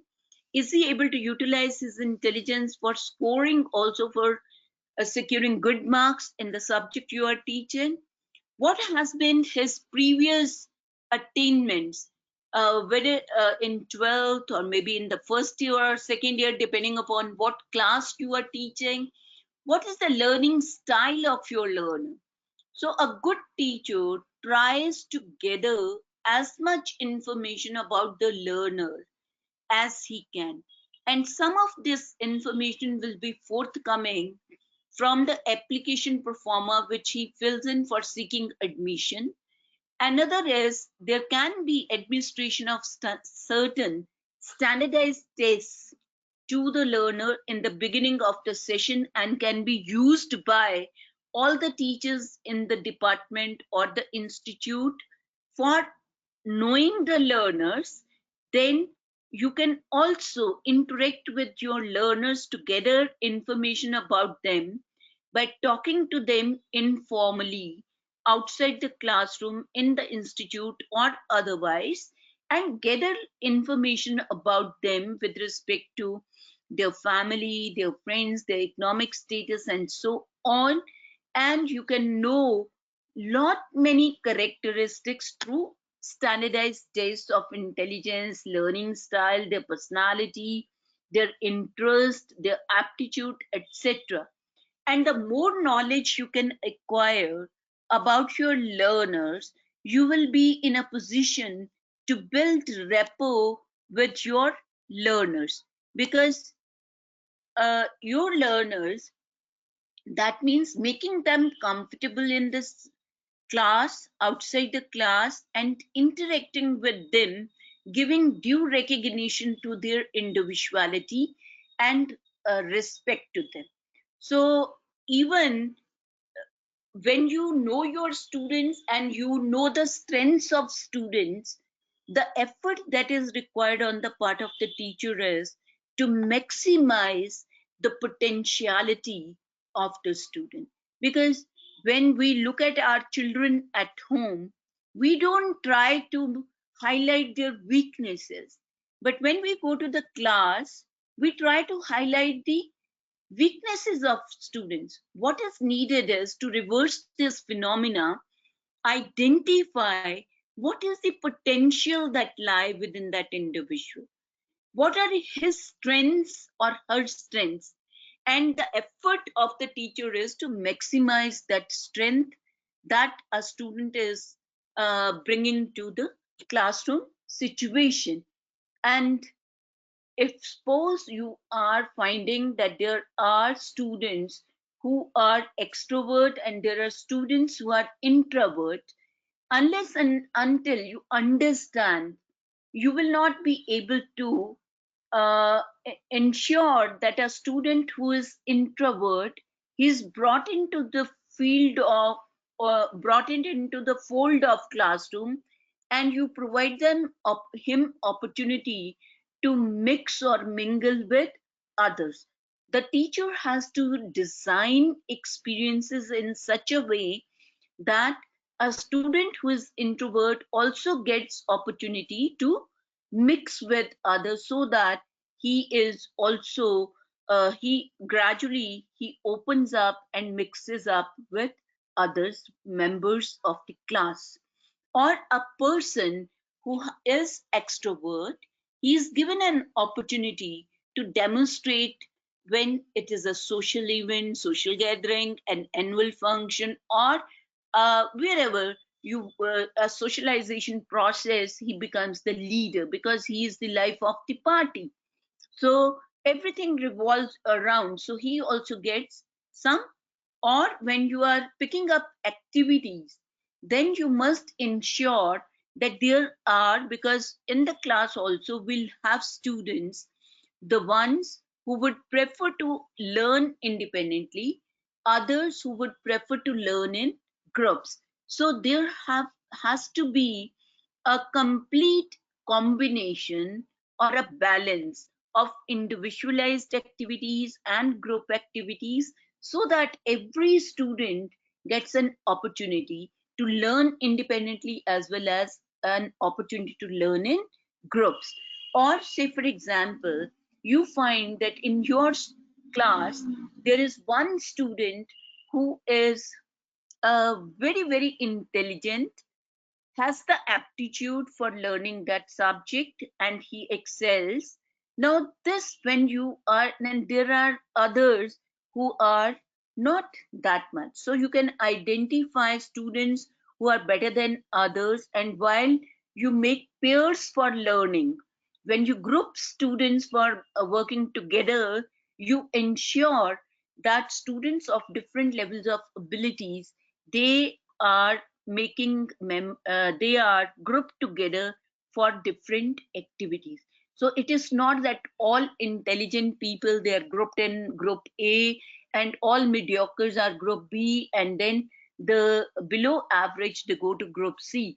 No, you will ensure that different level ability students, they are grouped so that they get opportunity to learn from each other. Or if you see that there are certain kinds of problems that exist, as a teacher, if you understand your learner, only then you will be able to support them. So understand, I think when we are able to build relationship with our students, the students are also open with us to share their problems, to share their apprehensions, to clarify their doubts, and the participation in the classroom increases as the rapport between the student and the teacher improves upon. So this is very, very important to be an effective teacher. Then comes, look at, if the teachers have low expectations from the students are not motivated to exert effort to come up to the level of there is no motivation, and there will be no effort on the part of the teacher. But a teacher who tries to have high level of expectations from the students, that is, he says, no, I know you can attempt all the 10 problems. I know that you will be able to complete the project within 3 months. I know that you will be able to score more than 90% marks in my subject or in the degree. If you are making such statements, you are in a way expressing high expectations from the learner. And what happens when a parent or a teacher has high expectation, the student tries to come up to the level of the expectation of the parent or the teacher. So if you are saying, I knew you were only for 20 marks, you could score only 20 marks. So the student motivation goes down. He says, okay, he thinks that I cannot attain more than 20 marks. So there is no motivation or no effort put in by the learner to increase or improve his performance. So the performance remains at 20 or it deteriorates. But wherever positive indication is given to the learner and high benchmarks are set by the teacher for the student, then there is effort on the part of the student to attain that level of, and it has been, if you try to analyze yourself, it fits on all of us. So where it is expected, we try to increase our effort and perform up to that level.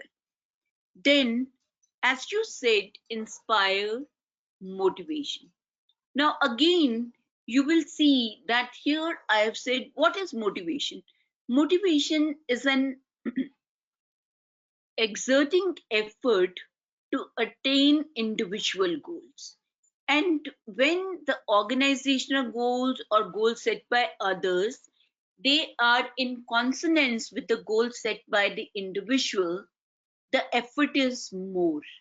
And there are different types of individuals. The one who are motivated extrinsically by providing rewards, appreciation, recognition. And then there are others who are governed by their own standards of performance. They are intrinsically motivated people. who are motivated to exert effort when to meet a challenge, to satisfy their curiosity, or they would like to attain the goal set by themselves. And here, these are the people who are governed by their individual feedback. So they value the feedback they receive. And here you can see they are motivated extrinsically with the provision of reward, appreciation, and recognition. Our teacher's job becomes simpler when the students are intrinsically motivated, but it becomes difficult when we have to look for. So motivation in the while starting with the session, and you have all said a teacher quality is the one who inspires or motivates. And I said you can adopt 4 different techniques to motivate, that is building gaining the attention of the learners, building the rational or building the arousing and sustaining the motivational level of the learner, and then providing successful experiences. But that is one of the aspects of when you are building confidence. So third one is building confidence, and fourth one is generating satisfaction.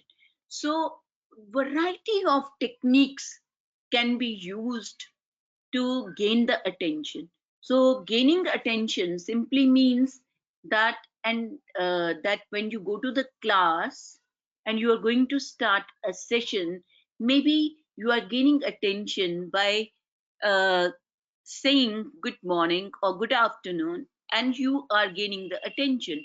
Or when you stand still for a minute in the class, automatically the students pay attention to you. Or when you write something on the board and you underline that, you are trying to gain the attention of your learner towards that particular point. Or you change the stimulus variation. All the time you have been going for lecture, and suddenly you change your method. You are able to gain attention as well as sustain the motivational level of your learner. Or when you enter a class, you find that one of the ceiling fan or the one of the tube lights is not functional, and you simply make it functional by switching on itself. This variation which you bring in the environment will bring a change, and they'll pay attention to you. Or when you some people also clap or so, even that is for gaining attention. And here when you move from one place to another, you are trying to gain the attention. And how do you build arouse and sustain motivation? That is through building worth of what you are going to teach, by giving adequate explanation, by relating the subject to the day to day and the world of work. And when you are trying to provide this say building arousing and sustaining motivation. So when you are providing feedback to your learner, you are actually sustaining the motivational level of your learner. When you appreciate the right answer and recognize the contribution by your student, or you provide them rewards for the good behavior or good answer given or good work done, you are actually arousing and sustaining the motivational level of your learner. And then comes the building satisfaction. How do you build satisfaction? By providing successful experiences to your learner. So always move from easy to difficult, simple to complex. And when you try to meet the objectives of your lesson, say for example you said 4 things I'm going to discuss in this class, but at the end only 2 things are discussed, so you generate some dissatisfaction among your students. When you are doing evaluation and you remain fair and objective, your students remain satisfied. That is where you are generating satisfaction. And if the students can do the task after learning on their own, you are building their confidence, you are generating the satisfaction among them.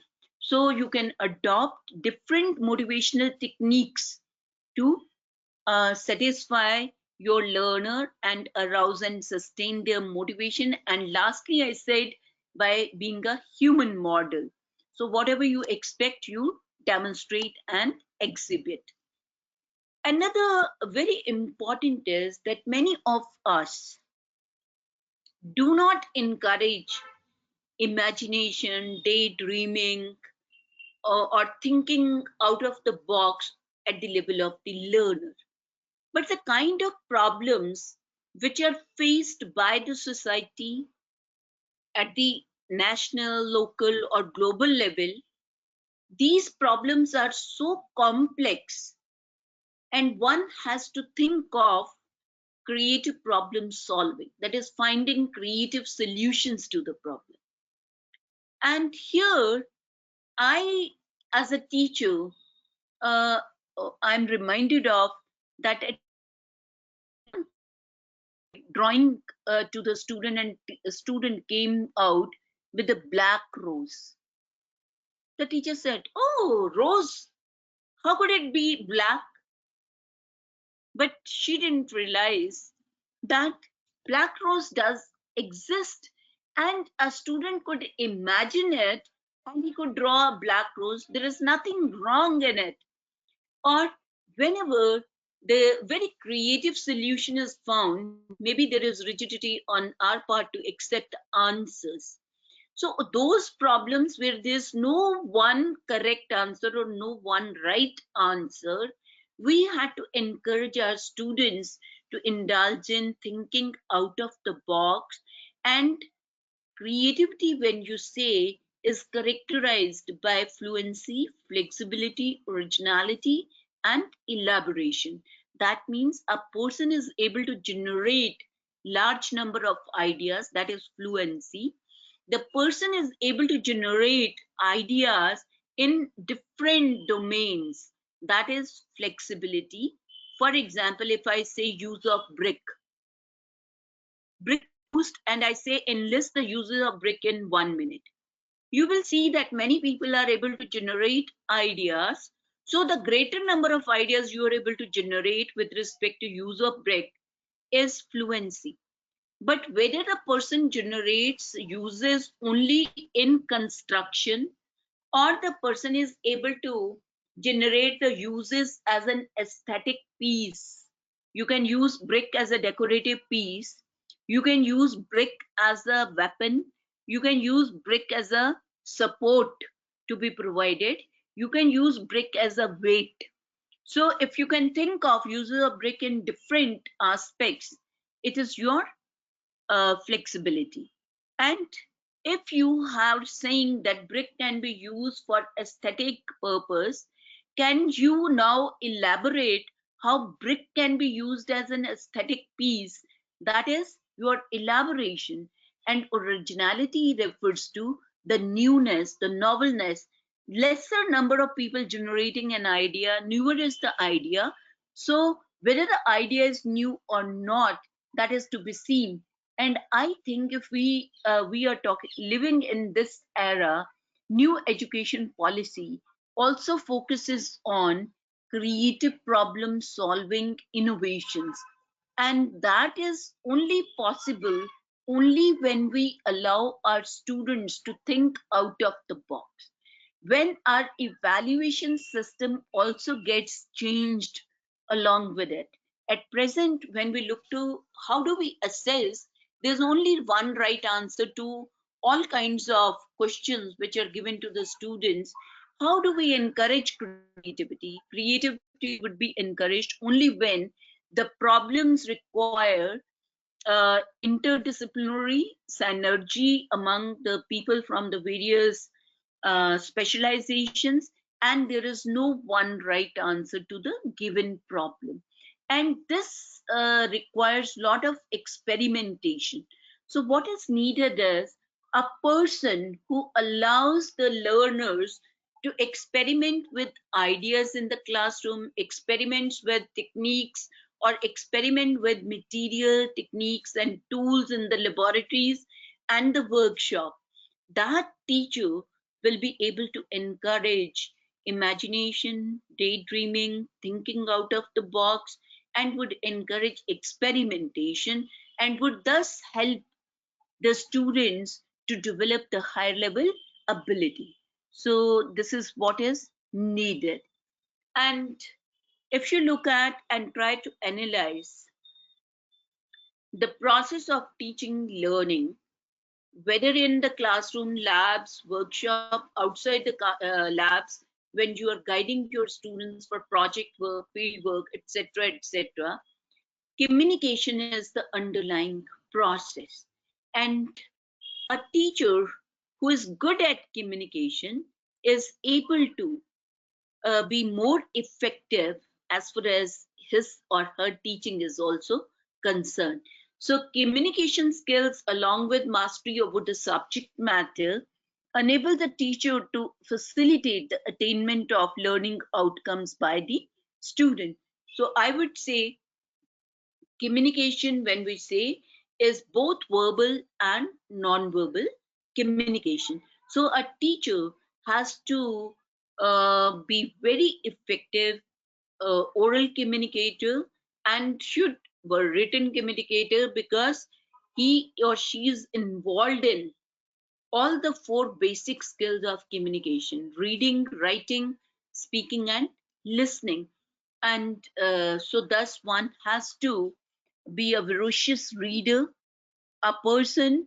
While, because writing, why it is needed? Because whenever you are writing like assignments, you are preparing handouts, you are preparing reports to be, or you are writing your comments, it's all written communication that takes place.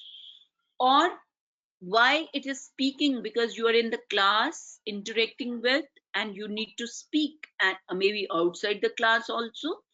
And listening, it is said that at present a teacher in the class should give more time to the students and less time he should or she should speak.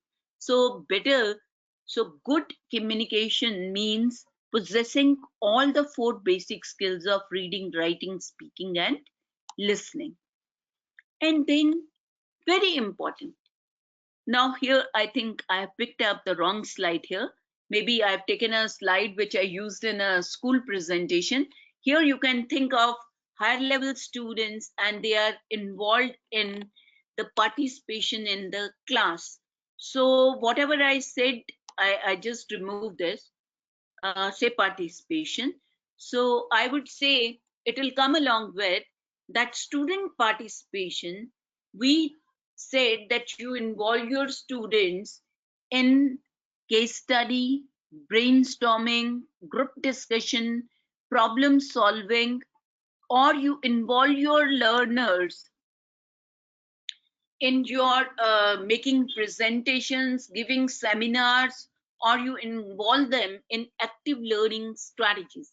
So student participation can be enhanced by including question answers, by using active learning strategies, and by using small group methods of instruction in the classroom.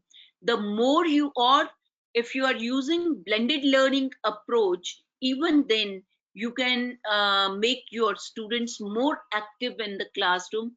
So what is needed is that as a teacher, now you have in the previous session listen to me on instructional methods.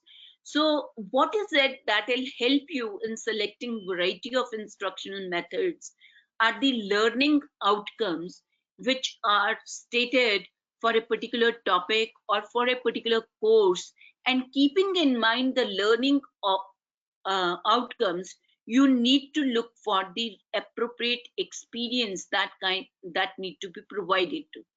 For example, if you are really aiming at creative problem solving, then project problem-based learning will help you in developing these creative problem skills among, or giving them problems which are complex. So it will help you when you use these two strategies, or when you are aiming at developing the communication skills, then maybe group discussion, seminar presentation, that will help you in developing communication skills. Or if you want to actually develop the skills of, say, working as a member of the team, then you can see that team again would be project work, problem based learning, where you constitute teams of students to take up the task. That will help you. So a teacher who is utilizing variety of instructional method, and a teacher who is flexible. Say, for example, if one particular strategy or a method doesn't work in the class, the teacher shifts from one method to another. That really would make that teacher effective. So use of variety of instructional method by the teacher is another parameter. Then use of instructional media. And here, I think these days, anyone is making use of a variety of methods.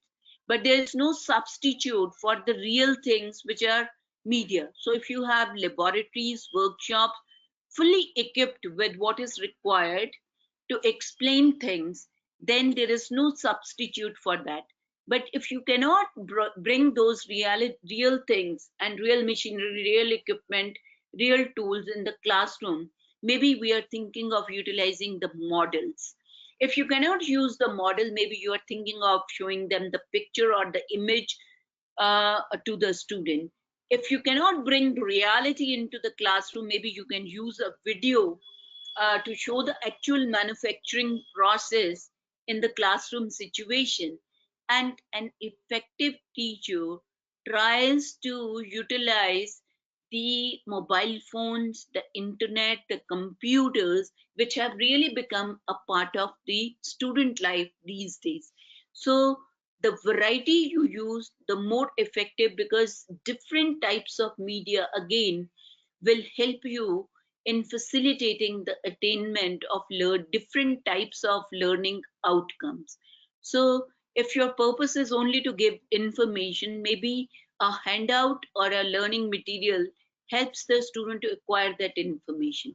But if you really want to demonstrate a principle, so maybe you require a real demonstration on the real equipment to be given. If you cannot do that, maybe you can show it through animation and simulation. You can demonstrate the principle. You can demonstrate the science, engineering and science concept through simulation and animation.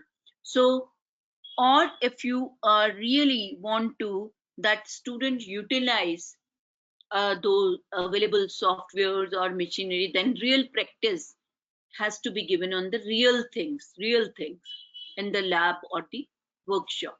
So variety of instructional media which can be utilized by the learner. Then I think you can leave this. So another very important aspect of a good teacher is a one who indulges in fair and objective evaluation, because we have been cribbing even if we got half a mark or 1 mark less than what we expected. So what is needed is a teacher who remains objective in evaluating assignments, seminars, presentations, lab work, theory papers, etc., etc., class tests or mid-semester examination. A person is considered to be effective. For that matter, if you can always share criteria of evaluation with your students before you take up evaluation, it will be better. And you need to clarify that criteria to your students. And another thing which is very important is that rather than teacher doing the evaluation all the time, if the teacher gets into self-evaluation, that means evaluation carried out by the students themselves, supported by the peer evaluation and then teacher evaluation. So there will be validation by the three different people. So you can always go in for evaluation by the self, by the peer, and then supported by the teacher. So it is, and it's very important that when evaluation is carried out, then both strengths and weaknesses are highlighted.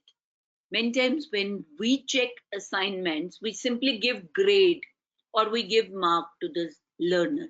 It doesn't tell the learner which part of the assignment is right or which part of the assignment needs to be strengthened and which part of the assignment is incorrect. So a teacher has to provide corrective feedback to the uh,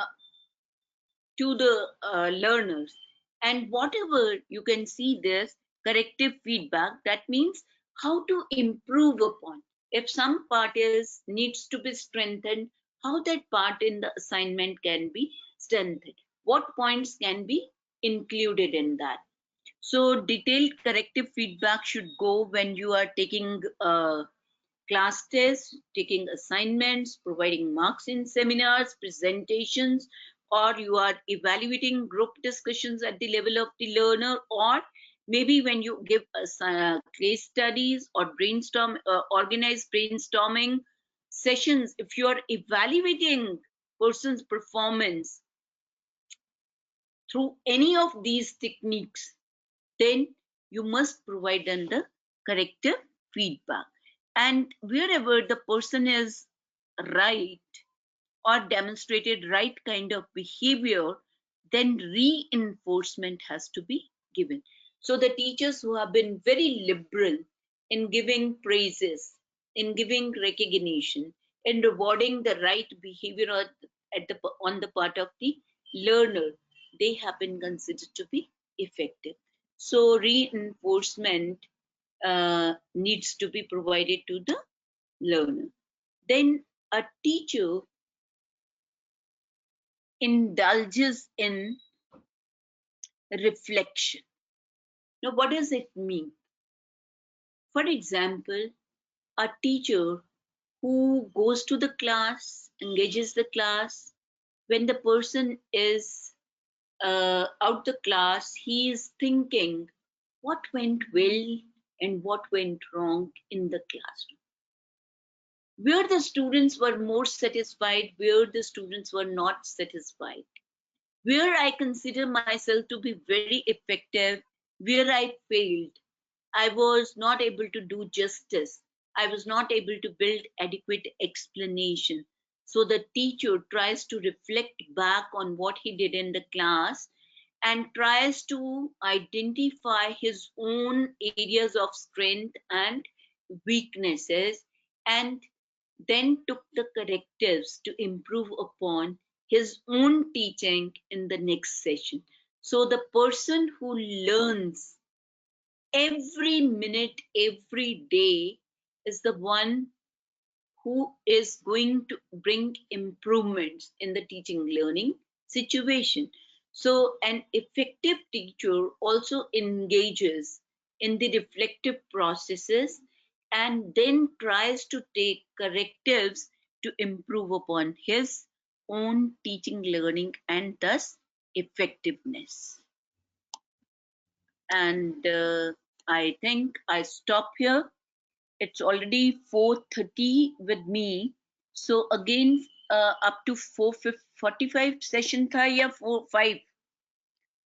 So over to the, let me go to the wind up your session at 4:30. Oh, this is a wind up my session at 4:30. So it is what time now?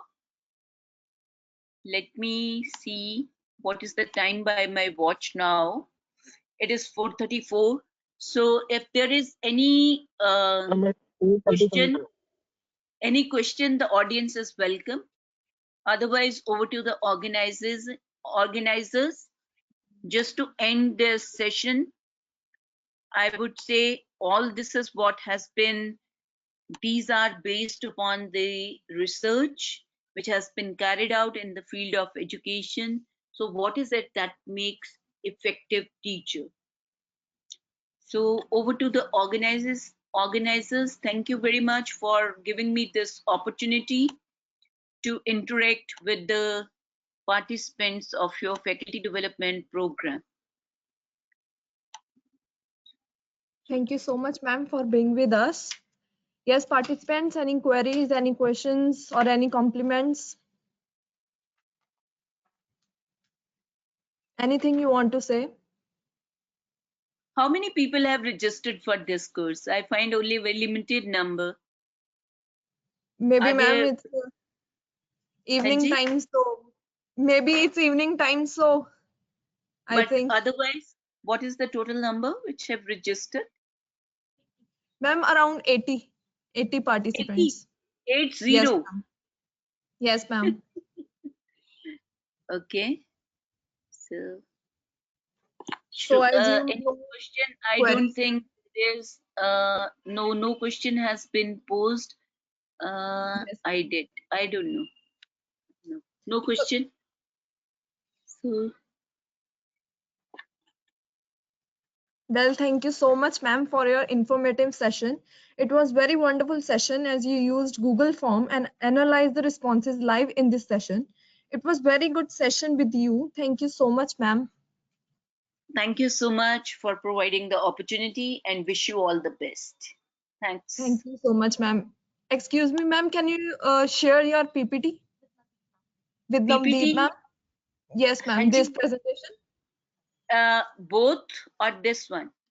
Both, ma'am, both. Okay, I'll send. In the PDF format, I'll send. Yeah, sure, ma'am. Thank you so much, ma'am. Okay, my pleasure. Thank you. Thank you, participants, for continuously interacting in the sessions and making it more valuable. Have a good day ahead and see you all tomorrow at 9:30.